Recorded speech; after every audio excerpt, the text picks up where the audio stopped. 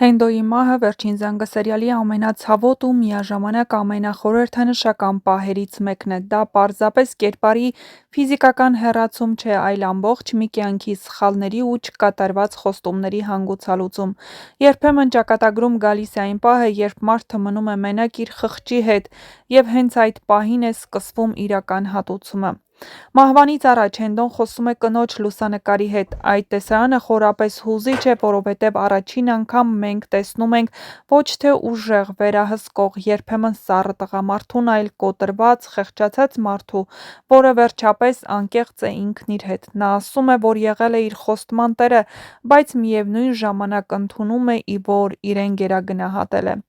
Կարծել է, թե կարող է ամեն ինչ միայնակ տանել, միայնակ կառավարել ճակատագրերը, միայնակ պահել ընտանիքը, բայց իրականում հենց այդ միայնությունը դարձավ նրա ամենամեծ սխալը։ Հենդոն հասկանում է, որ եթե իր կողքին կին լիներ ոչ միայն որպես կին, այլ որպես հավասարակշռող ուժ, որպես սեր ու մարդկայնություն բերող ներկայություն, գուցե ամեն ինչ այլ կերպ դասավորվեր։ Նրա կյանքում պակասել է այն մարդ, ով կկանգներ կողքին, կասեր կանգ առ, սխալ ես անում, այդպես չի կարելի, այդ բաց տարիների ընթացքում լցվել է կոշտությամբ, լռությամբ ու վերահսկելու մոլուցքով։ Ամենացավոտ խոստովանությունը վերաբերում է Միքայելին։ Հենդոն իրեն մեղադրում է, որ չի կարողացել որդու համար լինել ամեն ինչ՝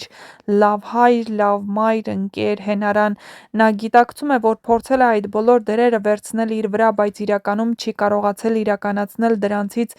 ոչ մեկը լիարժեք։ Նրա սառնությունը, պահանջկոտությունը, երբեմն անտարբերությունը ձևավորել են մի Միքայել, որը մեծացել է առանց ջերմության, առանց վստահության, առանց ճիշտ արժեքների,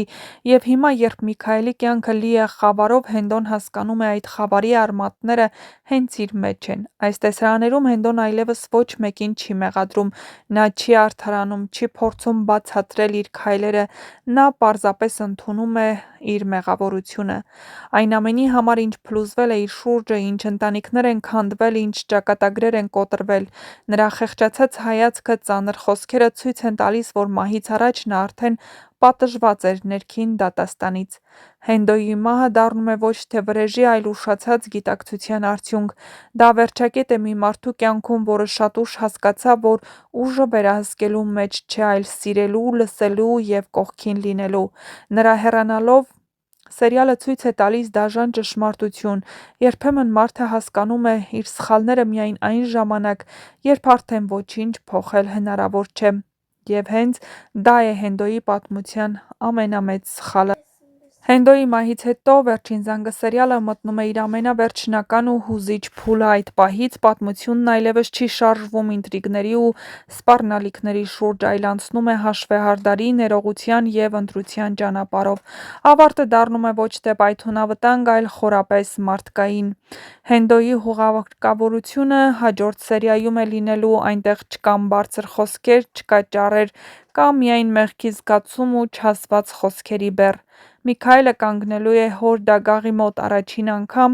լիովին դատարկված ներսից։ Նա կորցրել է հորը այն պահին, երբ ամենաշատն էր պետք գոնե մեկ անկեղծ խոսք, մեկ ընդունում։ Լիլիթի պատմությունը եւս մոտենում է ավարտին։ Հոգեբուժարանից հնարավոր է, որ նա փախուստի դիմի։ Այս ամենը պահում են լարվածության մեջ հեռուստադիտողներին, բայց սերիալը չի ընտրում հերթական արյունալի հանգուցալուծումը։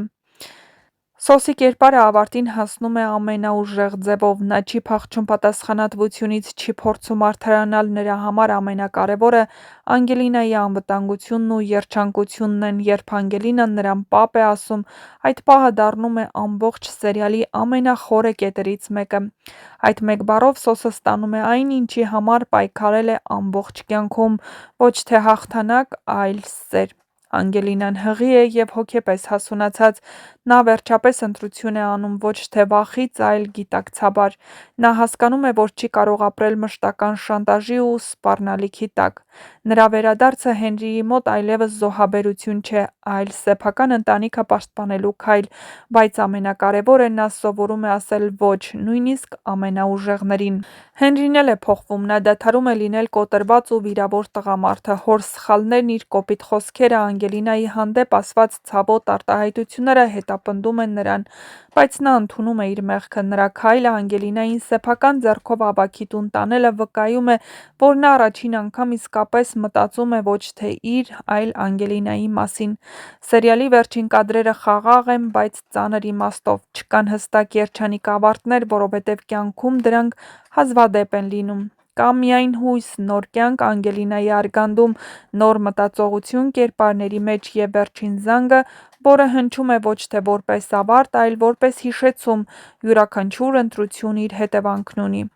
Վերջին զանգն ավարտվում է այնպես, ինչպես ապրել է ամբողջ ընթացքում՝ ցավով, ճշմարտությամբ և մարդկային ճակատագրերի ծանրությամբ, և հենց դա է նրա իրական ուժը։